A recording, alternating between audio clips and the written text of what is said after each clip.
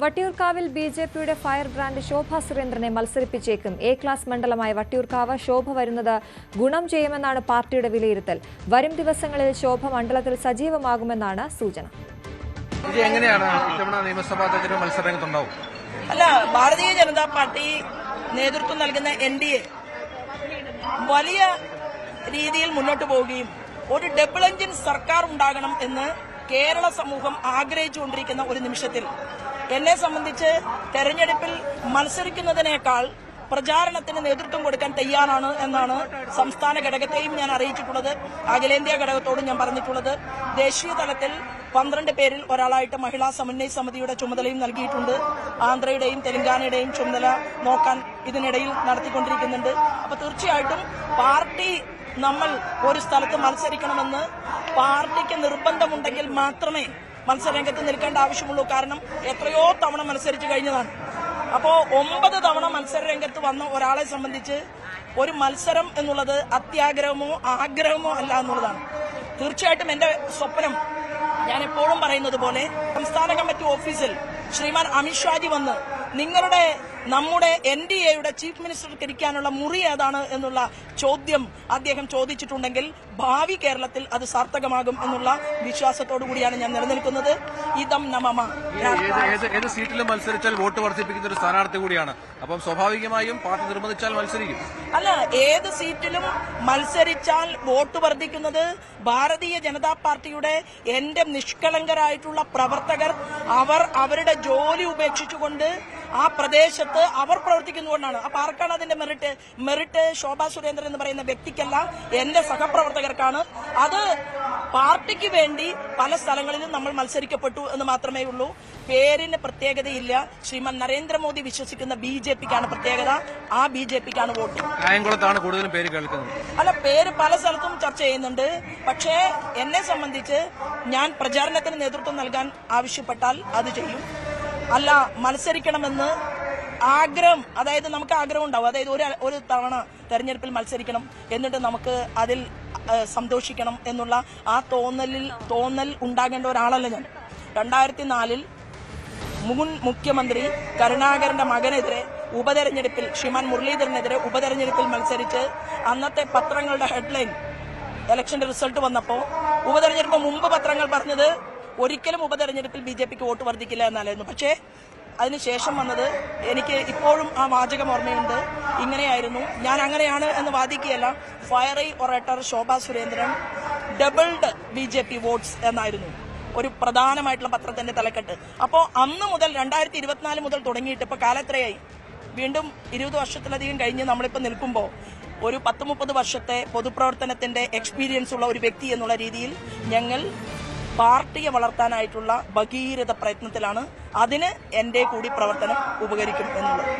എന്തായാലും പാർട്ടി എവിടെ പറഞ്ഞാൽ ഏത് മണ്ഡലത്തിൽ പറഞ്ഞാലും മത്സരിക്കും. അല്ല, പാർട്ടി ഏത് ജോലി ചെയ്യാൻ പറഞ്ഞാലും ചെയ്യും എന്നുള്ളതാണ്. ശോഭ സുരേന്ദ്രൻ വട്ടിയൂർക്കാവിൽ മത്സരിക്കും എന്ന തരത്തിലുള്ള സൂചനകൾ BJPയിൽ ശക്തമാവുകയാണ്. പ്രത്യേകിച്ച് നമുക്കറിയാം, BJP ഏറ്റവും കൂടുതൽ വോട്ട് വിഹിതം നേടിയ ഒരു മണ്ഡലമായി, BJPയുടെ A ക്ലാസ് മണ്ഡലമായി വട്ടിയൂർക്കാവ് മാറിയിട്ട് കാലങ്ങളായി. കഴിഞ്ഞ തദ്ദേശഭരണ തെരഞ്ഞെടുപ്പിലും ലോക്സഭാ തെരഞ്ഞെടുപ്പിലും BJPക്ക് അവിടെ വോട്ട് വിഹിതം കൂടുതലായിരുന്നു. രാജീവ് ചന്ദ്രശേഖറിന് ശശി തരൂരിനേക്കാൾ 8000-ഓളം വോട്ടുകളുടെ വർധനവ്, 8000-ലധികം വോട്ടുകളുടെ ഭൂരിപക്ഷം വട്ടിയൂർക്കാവിലുണ്ടായിരുന്നു. ഒപ്പം തദ്ദേശ തെരഞ്ഞെടുപ്പിൽ 22-ൽ 11 വാർഡുകൾ BJPക്കൊപ്പം നിൽക്കുന്ന പശ്ചാത്തലം, 3000-ഓളം വോട്ടുകളുടെ വ്യത്യാസം തൊട്ടടുത്ത LDFനെ അല്ലെങ്കിൽ UDFനേക്കാൾ BJPക്ക് ഉണ്ടായ ഒരു പശ്ചാത്തലമൊക്കെയാണ് വട്ടിയൂർക്കാവിലെ സ്ഥാനാർത്ഥി മോഹികളുടെ ആഗ്രഹം കൂട്ടുന്നത് എന്നുള്ളതാണ്. അവിടെ ശോഭാ സുരേന്ദ്രനെ പോലെ ഏത് മണ്ഡലത്തിൽ മത്സരിച്ചാലും വോട്ട് വിഹിതം വർദ്ധിപ്പിക്കുന്ന, ശോഭാ സുരേന്ദ്രൻ മത്സരിച്ച പല മണ്ഡലങ്ങളും ഇതിനു മുൻപ് 2011 മുതൽ ഇങ്ങോട്ട് പിന്നീട് BJPയുടെ A ക്ലാസ് മണ്ഡലങ്ങളായി മാറിയ ഒരു പശ്ചാത്തലം കൂടിയുണ്ട്. അവിടെ വോട്ട് വിഹിതം വർദ്ധിപ്പിക്കാനുള്ള ഒരു പ്രത്യേക വൈഭവം ശോഭാ സുരേന്ദ്രനുണ്ട് എന്ന കാര്യത്തിൽ സംശയമില്ല. സ്വാഭാവികമായും തിരുവനന്തപുരത്തെ BJPയുടെ വോട്ട് വർധനവും ശോഭാ സുരേന്ദ്രന്റെ ഒരു കരിസ്മയും കഴിഞ്ഞ 2 തെരഞ്ഞെടുപ്പുകളിലെ ഒരു BJPക്ക് വട്ടിയൂർക്കാവിലുണ്ടായ ഒരു പ്രത്യേകതയും ഒക്കെ കൂടിച്ചേരുമ്പോൾ വട്ടിയൂർക്കാവ് മണ്ഡലം തങ്ങൾക്കൊപ്പം, ശോഭ കൂടി മത്സരിച്ച് തങ്ങൾക്കൊപ്പം എത്തും എന്നുള്ള ഒരു വലിയ പ്രതീക്ഷ BJP നേതാക്കൾക്കുണ്ട്. അതനുസരിച്ചുള്ള നീക്കം നടക്കുന്നു എന്നാണ് മനസ്സിലാക്കേണ്ടത്. ശോഭാ സുരേന്ദ്രനുമായി സംസാരിക്കുമ്പോഴും വട്ടിയൂർക്കാവിൽ മത്സരിക്കാനുള്ള ആഗ്രഹം അവർ പ്രകടിപ്പിക്കുന്ന പശ്ചാത്തലം കൂടിയുണ്ട്. പാർട്ടി തീരുമാനിക്കണമെന്നാണ് ശോഭ പറയുന്നത് എങ്കിൽ പോലും നമുക്കറിയാം, കഴിഞ്ഞ ലോക്സഭാ തെരഞ്ഞെടുപ്പിൽ ആലപ്പുഴയിൽ മത്സരിച്ചപ്പോൾ ആലപ്പുഴ മണ്ഡലത്തിൽ കാര്യത്തിൽ അവർ ഉണ്ടാക്കിയ ഇമ്പാക്റ്റ് ചെറുതല്ല. CPM-ന്റെ പല കേന്ദ്രങ്ങളിലും കടന്നു കയറി വോട്ട് വിഹിതം വർദ്ധിപ്പിക്കാൻ ശോഭാ സുരേന്ദ്രന് സാധിച്ചിരുന്നു. അത്ഭുതകരമായ വോട്ട് വർധനവ് ആലപ്പുഴ മണ്ഡലത്തിലെ പല നിയമസഭാ മണ്ഡലങ്ങളിലും BJPക്ക്, ഉദാഹരണം കായംകുളം പോലെയുള്ള നിയമസഭാ മണ്ഡലങ്ങളിൽ, ഹരിപ്പാട് പോലെയുള്ള നിയമസഭാ മണ്ഡലങ്ങളിൽ ഒക്കെ വലിയ വോട്ട് വിഹിതത്തിന്റെ വർധനവ്, ചെങ്ങന്നൂർ പോലെയുള്ള ഹരിപ്പാട് പോലുള്ള, ചെങ്ങന്നൂർ പുറത്തു വരുന്നതാണ്, ഹരിപ്പാട് പോലെയുള്ള നിയമസഭാ മണ്ഡലങ്ങളിലൊക്കെ, അമ്പലപ്പുഴയിൽ, ആലപ്പുഴയിൽ, ചേർത്തലയിലൊക്കെ വലിയ തോതിലുള്ള വർധനവ് അവർക്ക് സൃഷ്ടിക്കാൻ സാധിച്ചു എന്നുള്ളത് വളരെ പ്രധാനപ്പെട്ട ഒരു പ്രത്യേകതയാണ്. അതനുസരിച്ചുള്ള ഒരു നീക്കം ശോഭാ സുരേന്ദ്രന്റെ ഭാഗത്ത് നിന്ന് വട്ടിയൂർക്കാവ് മണ്ഡലവുമായി ബന്ധപ്പെട്ടുണ്ട് എന്നാണ് മനസ്സിലാകുന്നത്. തിരഞ്ഞെടുപ്പ് മാനേജ്മെന്റ്, ഇലക്ഷൻ മാനേജ്മെന്റ് വളരെ വ്യക്തമായി അറിയാവുന്ന ശോഭാ സുരേന്ദ്രൻ വട്ടിയൂർക്കാവിലെത്തിയാൽ BJPക്ക് വട്ടിയൂർക്കാവ് അപ്രാപ്യമല്ല എന്ന ബോധ്യമുണ്ട്. നേതാക്കൾ വളരെ കൃത്യമായി ശോഭയുടെ ഇക്കാര്യം നിർദ്ദേശിക്കും സമീപ ദിവസങ്ങളെന്നാണ് മനസ്സിലാകുന്നത്. ഇന്നിപ്പോൾ കെ സുരേന്ദ്രൻ മഞ്ചേശ്വരത്ത് പ്രവർത്തനം ആരംഭിച്ച ഒരു പശ്ചാത്തലം കൂടി ഇതിനോട് ചേർത്ത് വെക്കണം. കാരണം നമുക്കറിയാം, ആദ്യഘട്ടത്തിൽ വട്ടിയൂർക്കാവിൽ പരിഗണിച്ചിരുന്നത് R. ശ്രീലേഖയുടെ പേരായിരുന്നു. വട്ടിയൂർക്കാവ് മണ്ഡലത്തിൽ നിന്ന് അവർ കൗൺസിലറായി ജയിച്ചിരുന്ന ആളാണ്. പക്ഷേ ശ്രീലേഖ ഇപ്പോൾ പാർട്ടിയോട് അത്ര ചേർന്ന് നിൽക്കുന്ന അവസ്ഥയിലല്ല. മറ്റൊന്ന്, കൃഷ്ണകുമാറിന്റെ പേര് ഒരു ഘട്ടത്തിൽ പരിഗണിച്ചിരുന്നു. കൃഷ്ണകുമാർ പലപ്പോഴും ആഗ്രഹം പ്രകടിപ്പിക്കുകയും ചെയ്ത പശ്ചാത്തലമുണ്ടായിരുന്നു. അതിനുശേഷമാണ് കെ സുരേന്ദ്രന്റെ പേര് സജീവമായി വട്ടിയൂർക്കാവിൽ പരിഗണനയ്ക്ക് വന്നിരുന്നത്. ഇപ്പോൾ കെ സുരേന്ദ്രൻ കൂടി മഞ്ചേശ്വരത്തേക്ക് മാറുന്ന ഒരു പശ്ചാത്തലത്തിൽ, ഒപ്പം വി മുരളീധരൻ കഴക്കൂട്ടത്ത് കൂടുതലായി കോൺസെൻട്രേറ്റ് ചെയ്ത പശ്ചാത്തലത്തിൽ വട്ടിയൂർക്കാവിലേക്ക് BJPയുടെ നമ്പർ 1 നേതാവായ ശോഭാ സുരേന്ദ്രൻ വരാൻ തന്നെയാണ് സാധ്യത. അത്തരം ചില ചരടുവലികൾ ശോഭയുടെ ഭാഗത്തു നിന്നുണ്ട്. ഒപ്പം BJP നേതൃത്വവും ഇതുമായി ബന്ധപ്പെട്ട് സമ്മതം മൂളിയിട്ടുണ്ട് എന്നാണ് മനസ്സിലാക്കുന്നത്.